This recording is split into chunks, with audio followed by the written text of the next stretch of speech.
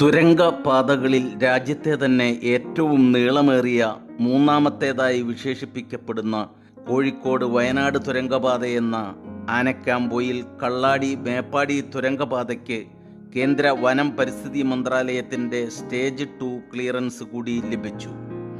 തുരങ്കപാത നിർമ്മാണവുമായി ബന്ധപ്പെട്ട ഫൈനൽ ക്ലിയറൻസാണ് ഇപ്പോൾ ലഭ്യമായിരിക്കുന്നത്. താമരശ്ശേരി ചുരത്തിന് ബദലായി തിരുവാമ്പാടി പഞ്ചായത്തിലെ ആനക്കാംപൊയിൽ മുതൽ വയനാട്ടിലെ കള്ളാടി വരെ എത്തുന്നതാണ് പുതിയ തുരങ്കപാത. പുതിയ പാലം നിർമ്മാണം, റോഡ് നിർമ്മാണം, തുരങ്കപാതയ്ക്കായി തൊരക്കൽ പ്രക്രിയ ആരംഭിക്കാനുള്ള പ്രതലമൊരുക്കൽ എന്നിവയ്ക്കായി നൂറുകണക്കിന് തൊഴിലാളികളും അതിലേറെ വാഹനങ്ങളും നിരവധിയായ യന്ത്രങ്ങളും ചേർന്ന് മലയോര മേഖല പൂർണ്ണമായും ഇന്ന് ശബ്ദമുഖരിതമാണ്. തുരങ്കപാതയുടെ നിർമ്മാണം ആരംഭിച്ചു എന്നറിഞ്ഞ് പ്രവൃത്തി കാണാനായി ഞങ്ങളവിടെ എത്തിയപ്പോൾ മലപ്പുറം, കോഴിക്കോട് ജില്ലകളിൽ നിന്ന് ഭൂമി വാങ്ങാനെത്തിയവരുടെയും ഇടനിലക്കാരായി പ്രവർത്തിക്കുന്നവരുടെയുമെല്ലാം കൂടിക്കൂടി വരുന്ന സാന്നിധ്യമാണ് ഞങ്ങൾ ഏറെ ശ്രദ്ധിച്ചത്. തുരങ്കപാത ആരംഭിക്കുന്നതിൻ്റെ സമീപ പ്രദേശങ്ങളിൽ ഒരു 5 വർഷം മുമ്പ് വരെ ഉടമകൾ പോലും ഇട്ടെറിഞ്ഞു പോകാൻ തയ്യാറായി കിട്ടുന്ന വിലയ്ക്ക് വിൽക്കാമെന്ന് കരുതിയിട്ടും വാങ്ങാൻ ആളില്ലാതെയും ആരും ആവശ്യക്കാരില്ലാതെയും കിടന്നിരുന്ന മലങ്കെട്ടുകൾക്കും പാറയിടുക്കുകൾക്കുമൊക്കെ ഇന്ന് പൊന്നിൻ്റെ വില പോലെ തന്നെ കുതിച്ചുയർന്നിരിക്കുന്നു എന്നതാണ് ആശ്ചര്യകരമായ വസ്തുത. ഏക്കറിന് 10 ലക്ഷം രൂപ മുതൽ പരമാവധി 20 ലക്ഷം വരെ മാത്രം ചോദിച്ചിരുന്ന മലയോര ഭൂമിക്കിന്ന് ഏക്കർ ഒന്നിന് 2 കോടിയും 3 കോടിയുമൊക്കെയാണ് വില. അതിലേറെ ശ്രദ്ധേയമായത് സെന്റിനാണ് ഇപ്പോൾ ഭൂവുടമ വില പറയുന്നത് എന്നതാണ്. സെന്റ് ഒന്നിന് 2.5 ലക്ഷം മുതൽ 4-5 ലക്ഷത്തിൽ കുറഞ്ഞ വില ആരും ചോദിക്കുന്നതേയില്ല.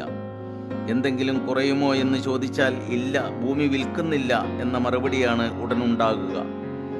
മാത്രമല്ല, ഏറെക്കുറെ തുരങ്കപാത ആരംഭിക്കുന്നതിനടുത്തുള്ളതും അവിടേക്ക് ആനിക്കാംപൊയിൽ മുതൽ മുത്തപ്പമ്പുഴ വഴി മറിപ്പുഴ വരെയുള്ള 4 വരിപ്പാത പോകുന്ന വഴിയുടെ ഇരുവശങ്ങളിലുമുള്ള ഭൂമികളേറെയും വിൽപ്പന കഴിഞ്ഞിട്ടുണ്ട് എന്നാണ് അറിഞ്ഞത്.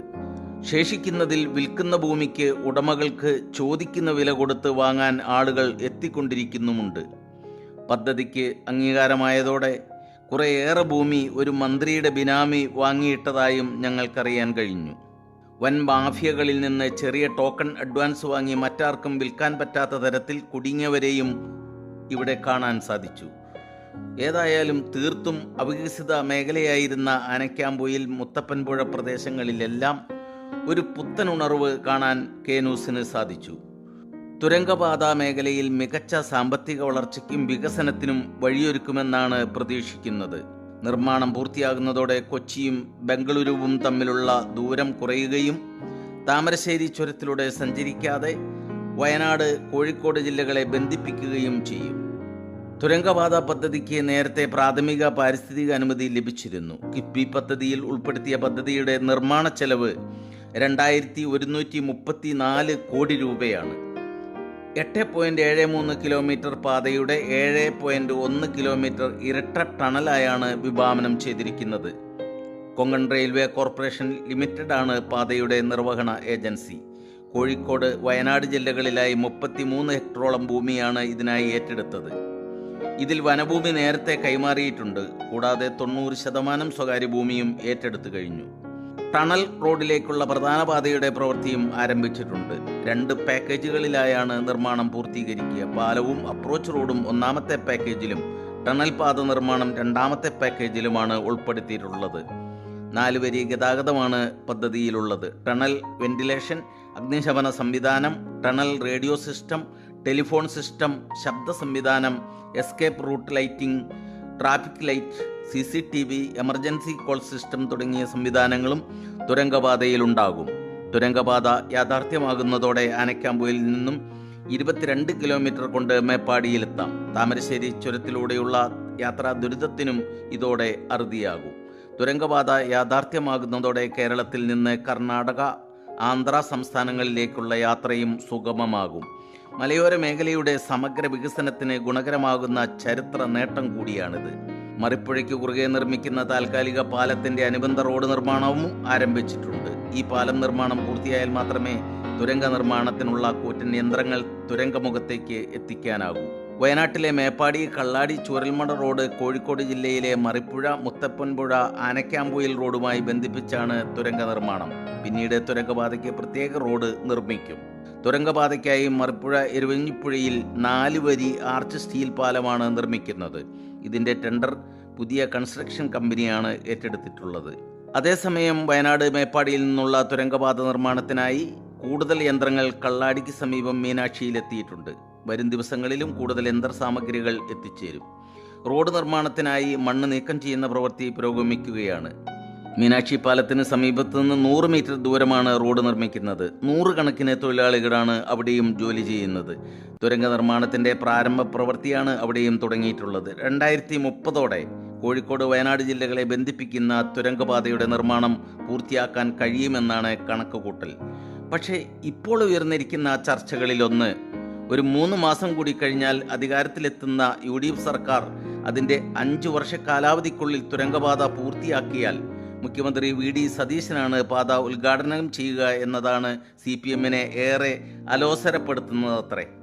ഉമ്മൻചാണ്ടി സർക്കാരിൻ്റെ കാലത്ത് തുടക്കം കുറിച്ച പല പദ്ധതികളും ഉദ്ഘാടനം ചെയ്യാൻ മുഖ്യമന്ത്രി പിണറായിക്കും മറ്റ് ചില ഇടത് മന്ത്രിമാർക്കുമൊക്കെ സാധിച്ചിരുന്നെങ്കിലും സംസ്ഥാനത്ത് കേരളയിൽ ഉൾപ്പെടെ ഇടത് സർക്കാർ പല പുതിയ പദ്ധതികളും വാഗ്ദാനം ചെയ്തതല്ലാതെ തുടക്കം കുറിക്കാനായ ഏക പദ്ധതി തുരങ്കപാത പദ്ധതി മാത്രമാണ്. അതെങ്കിലും ഒന്ന് പൂർത്തിയാക്കി നാടിന് തുറന്നുകൊടുക്കാൻ അവസരം ലഭിക്കണമെങ്കിൽ LDFന് 3ാം തുടർഭരണം കിട്ടേണ്ടതുണ്ട്. അങ്ങനൊന്ന് അസംഭവ്യമാണെന്ന് ഭൂരിപക്ഷം ഇടതുപക്ഷ പ്രവർത്തകർക്കും ബോധ്യമുള്ള കാര്യവുമാണ്. പക്ഷേ അവരാരും അത് പുറത്ത് സമ്മതിച്ച് തരില്ലെന്ന് മാത്രം. പിണറായി സർക്കാരിന് തുടർഭരണത്തിന് അവസരമൊരുക്കിയ ഗതികേടോർത്ത് ഇന്ന് കേരളത്തിലെ ഇടതുപക്ഷക്കാരുൾപ്പെടെ ബഹുഭൂരിപക്ഷം പേരും സ്വയം ശപിക്കുന്ന അവസ്ഥയാണെന്നാണ് സാമൂഹിക സാംസ്കാരിക രംഗങ്ങളിലെ പ്രമുഖരടക്കം പലരും അഭിപ്രായപ്പെട്ടുകൊണ്ടിരിക്കുന്നത്.